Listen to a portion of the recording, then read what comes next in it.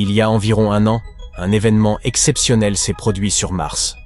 Son bouclier magnétique ainsi que l'atmosphère environnante se sont dilatés, atteignant une taille environ 3 fois supérieure à leur dimension habituelle. La Terre a déjà été témoin d'un phénomène semblable, notamment en 1999. Cet événement a entraîné une expansion spectaculaire de notre magnétosphère, atteignant jusqu'à 100 fois sa taille normale. Les scientifiques avertissent que la Terre pourrait connaître à nouveau une telle situation, mais à une échelle encore plus considérable, et les répercussions pourraient être désastreuses. Examinons donc les raisons de ce phénomène et les conséquences qu'il pourrait avoir. La sonde spatiale MAVEN, développée par la NASA, orbite autour de Mars depuis 2014. Cet appareil unique est le seul à surveiller simultanément l'activité solaire et celle de Mars. Le 26 décembre 2022, il a été témoin d'un événement captivant se déroulant sur la planète rouge. L'atmosphère martienne et son bouclier magnétique ont subitement pris une ampleur inattendue, s'étirant sur des milliers de kilomètres. D'après les scientifiques, un tel événement est d'une intensité et d'une rareté exceptionnelles, et MAVEN a pu en capturer chaque instant. En cherchant à comprendre cette anomalie, les chercheurs ont mis au jour un lien fascinant. Ce phénomène était directement lié au vent solaire. Le vent solaire est un flot de particules projetées par notre étoile. Composé principalement de protons et d'électrons issus de l'atmosphère externe de notre étoile, il se déplace à une vitesse vertigineuse, pouvant atteindre 800 km par seconde. Ces particules chargées se propagent dans tout le système solaire sous forme de plasma. Mars, tout comme les autres planètes de notre système solaire, est constamment exposé à ce vent solaire. Imaginez-le comme une sorte de souffle continu provenant de notre astre. Ce vent exerce une pression sur le bouclier magnétique martien, appelé magnétosphère, et contribue à l'érosion progressive de l'atmosphère martienne dans l'espace. Les chercheurs ont établi que l'énorme expansion observée sur Mars était due à un vide, inhabituel au sein de l'atmosphère. Un vent solaire rapide a rattrapé un vent plus lent, provoquant une compression et créant ainsi une zone de vide dans l'atmosphère martienne. Cette configuration exceptionnelle a déclenché une expansion rapide et spectaculaire de la magnétosphère. Le Soleil suit un cycle d'environ 11 ans, alternant entre une phase de faible activité, appelée minimum solaire, et une phase d'activité intense, nommée maximum solaire, avant de revenir à son état initial. Ce phénomène a été observé dès le XVIIIe siècle et nous en sommes actuellement au XXVe siècle. Ce cycle est lié au champ magnétique du Soleil. Lors du minimum solaire, ce champ est puissant et structuré. Cependant, il s'affaiblit peu à peu, jusqu'à ce que l'activité solaire augmente soudainement. Cette intensification engendre les vents solaires, qui projettent des jets de particules vers les planètes, dont la Terre. En 1999, le vent solaire a presque complètement disparu durant 3 jours, un événement qui pourrait se reproduire prochainement. Les scientifiques estiment cette fois-ci qu'il pourrait survenir plus tôt et avec une intensité accrue. Le Soleil devient alors particulièrement actif, libérant du plasma brûlant, formant d'immenses taches sombres et émettant de puissantes radiations.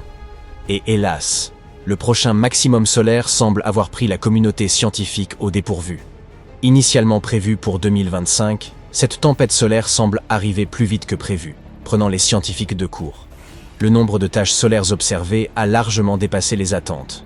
En 2022, le Soleil a atteint un pic de taches solaires sur 8 ans, suivi en 2023 d'un doublement du nombre attendu de ces formations. Et ce n'est pas tout. Les éruptions solaires connaissent également une recrudescence. En mars, une tempête géomagnétique a illuminé les cieux avec des aurores spectaculaires visibles dans 30 États américains, marquant l'événement le plus intense de ces 6 dernières années. Des phénomènes solaires rares deviennent aussi plus fréquents.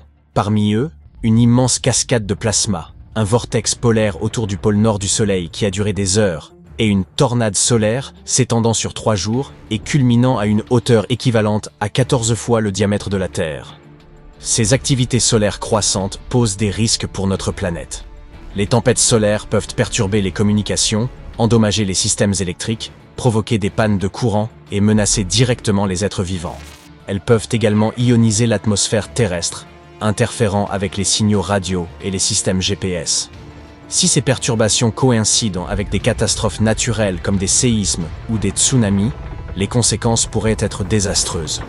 De plus, les tempêtes solaires puissantes peuvent générer des courants électriques capables de dégrader des infrastructures essentielles, telles que les réseaux électriques et les lignes ferroviaires.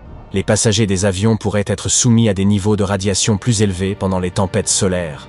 il est difficile d'en évaluer les conséquences exactes sur leur santé. En revanche, les astronautes présents à bord d'engins spatiaux, tels que la Station spatiale internationale, pourraient courir des risques bien plus importants. Les futures missions devront donc intégrer les cycles solaires dans leur planification. Nous ne sommes pas les seules espèces en danger. Ces tempêtes peuvent perturber les migrations d'animaux comme les baleines grises, les tortues de mer et les oiseaux, qui s'appuient sur le champ magnétique terrestre afin de s'orienter. Et, cerise sur le gâteau, le risque de collision potentielle entre satellites. Les entreprises spatiales commerciales privilégient souvent la rapidité de lancement à la sécurité, négligeant ainsi l'impact de la météorologie spatiale.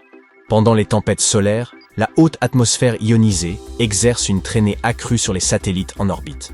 En cas de problème, certains pourraient dévier de leur trajectoire et entrer en collision, voire retomber sur Terre. La tempête solaire la plus impressionnante connue demeure l'événement de Carrington de 1859. Cette tempête géomagnétique d'une intensité inégalée a illuminé le ciel avec des aurores visibles des pôles jusqu'à Cuba et au Japon. Aux États-Unis, leur éclat était tel que des chercheurs d'or se sont éveillés en pleine nuit, pensant qu'il faisait jour. Cette tempête a été causée par une éruption solaire majeure.